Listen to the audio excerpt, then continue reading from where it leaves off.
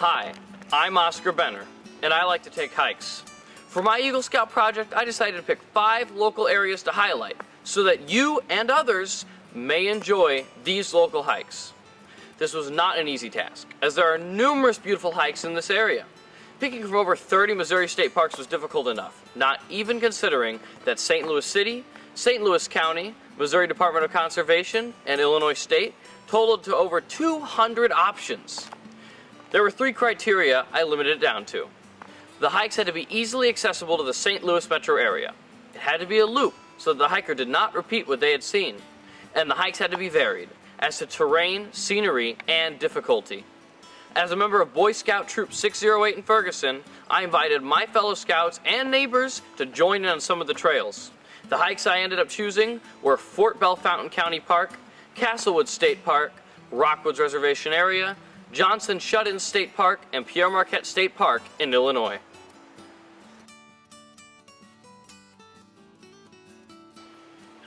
First, let's look at Fort Bellefontaine County Park in North St. Louis County.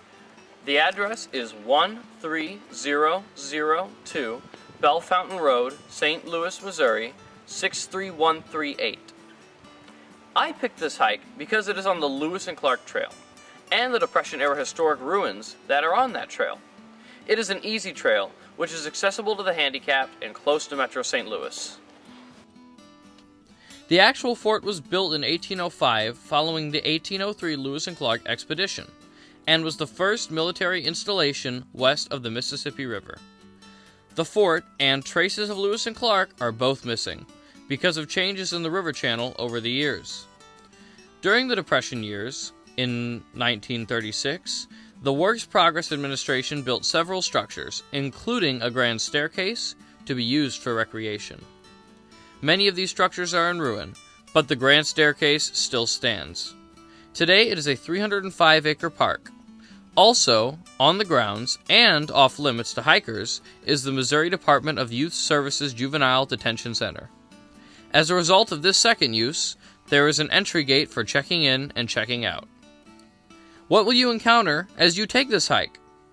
As you drive in, you will encounter the many buildings of the Juvenile Detention Center. Once past these buildings, you will encounter the grand staircase on your left. Find a place to park, descend the staircase, and you are on the trail looking at the Missouri River. The trail is mostly packed dirt, making it not only easy to hike, but also accessible to handicapped people. There are other entry points to the trail besides the stairway, which are better fit for wheelchairs. As you walk along the trail, you will encounter Missouri prairie, unique plants and wildlife, as well as the Depression-era ruins. Along the Missouri River part of the trail, there are several signs concerning Lewis and Clark's expedition and local flora and fauna. With the ease of hiking, the beautiful sights to see, and historical value, this is a great hike for anyone, young to old. It looked like a stone. Second, let's take a look at Castlewood State Park. Coming after Fort Bellefontaine, it has a lot to live up to, and it certainly delivers. Castlewood dwarfs Fort Bellefontaine in size by more than triple, totaling up to 1,818-acre park with plenty to do. Castlewood has also made great use of this space, installing 8 separate diverse trails for all hikers to enjoy.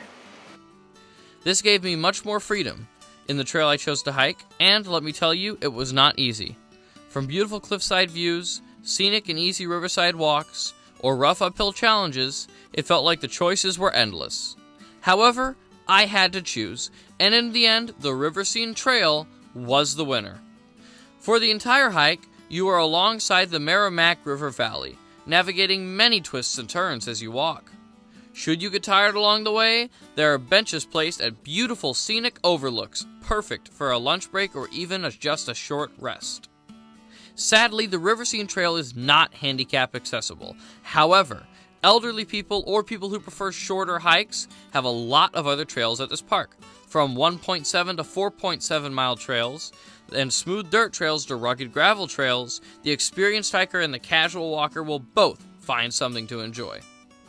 Along with people who enjoy easier hikes, this is also a fantastic hike to take your dogs on. Trails that are plenty wide enough for multiple people to walk by without having to pull your dog to the side or walk off the trail. But other than benches, what does this park have to offer for the eyes? Simple. This park has some of the most diverse wildlife out of all the parks we visited.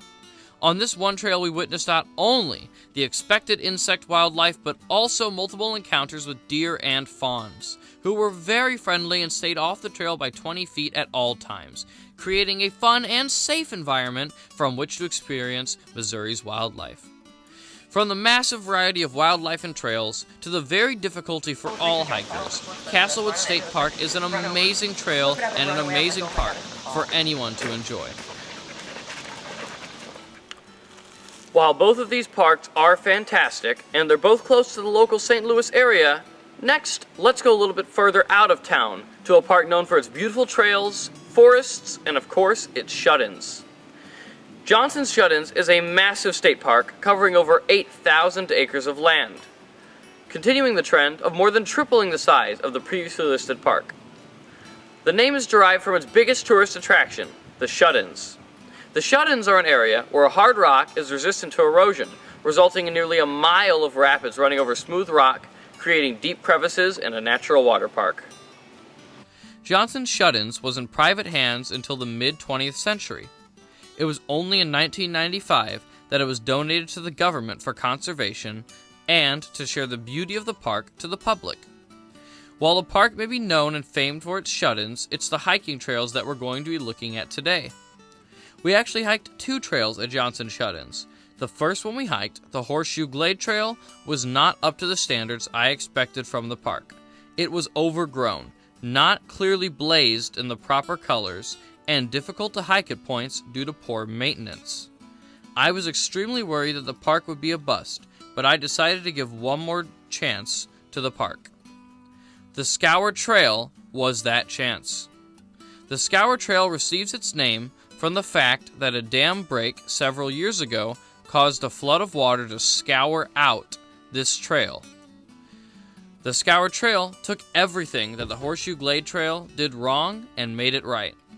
You'll start by walking across a small bridge, leading you to the 1.9-mile loop.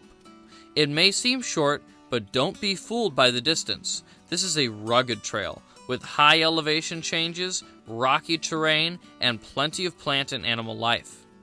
The Scour Trail is not strictly for the seasoned hiker, though. About halfway through the trail, you encounter a split, in which you can take a white connector to get to the other half of the loop quicker, and avoid some of the rockiest terrain. This makes the trail available for many people, however, handicap accessibility is not guaranteed. Skipping the rockiest section would be a mistake unless needed, because if you don't, you earn the opportunity to hike along a shimmering stream and river, through almost a mile of eroded rock from a dam break several years back, and up a beautiful creek. The views and scenery of this hike are truly out of this world, and an extreme stark contrast to the first hike I went on in this park. Plant and animal life are plentiful. From the many different insects and arachnids to lizards and deer, there's plenty to see and photograph as you make your way through this breathtaking trail. See the water down there? From children to adults, if you're looking for a challenge and one that rewards you well, I'm sure you'll love the Scour Trail at Johnson Shut-ins. Getting back to the metro area, Rockwoods Reservation is truly an anomaly in its environment. In the middle of suburban West County, Rockwoods Reservation truly feels like a peek into one of the great national parks. But what makes it so great? First, much like Castlewood, Rockwoods Reservation has no shortage of trails to travel. This left me with another tough decision between 8 fantastic trails, but I narrowed it down to the final pick of the Rock Quarry Trail.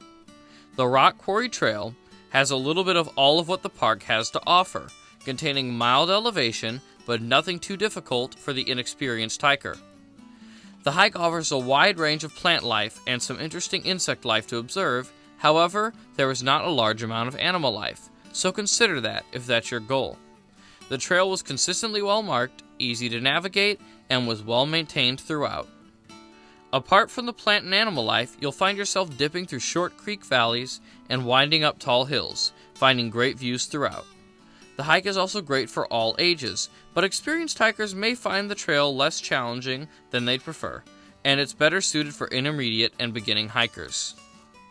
The variety of terrain you get to experience on a relatively brief hike is something you truly wouldn't find in other parks. and the ease of access makes it a wonderful experience for new and intermediate hikers alike. For the last hike, we will leave Missouri, cross the Mississippi River, and wind up in Illinois. Pere Marquette State Park is located about 30 minutes north of Alton, Illinois. Similar to our first park, Pere Marquette was founded by a prominent figure. Pere Jacques Marquette arrived at the park in 1666 while creating some of the first accurate mapping and data of the Mississippi River. The park has this information and more in their amazing visitor center, showing the animals and maps of the park. Pere Marquette has many trails to travel, from the 0.7-mile Dogwood Trail to the 6.9-mile Outer Loop Trail. There truly is a trail for everyone. We chose one in the middle, and the one recommended to us by the helpful staff as having the best view.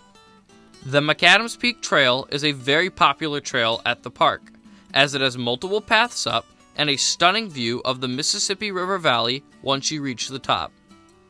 The peak. Apart from the view, the trail covers a large variety of terrain, as well as a steep climb in elevation, so take your time on the way up. Plenty of interesting plant and animal life is to be found, with the addition of rock formations suitable for climbing, photography, or just observation. The trail also has plenty of benches along the way, should you get tired. If the McAdams Peak Trail isn't your type, that's okay. There are 8 more trails spanning the vast 8,000-acre park, giving lots of options and variety for beginners to the most experienced hikers. Trails also aren't the only thing the park has to offer.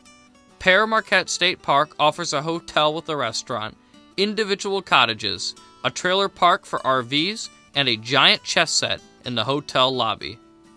From all the opportunities it offers, to the variety of trails and terrain, Pere Marquette is an excellent choice for any hiker interested. And that ends our tour of the parks. 5 great parks with 5 amazing hikes. Bellefontaine County Park, Castlewood State Park, Johnson Shut-In State Park, Rockwoods Reservation, and Pere Marquette State Park. Whether young or old, experienced or inexperienced, or with disabilities, I hope you saw a hike that interested you. If you thought you couldn't hike before, start small and start now. With the beautiful flora and fauna around you, I promise it won't be a mistake. So take care and go take a hike.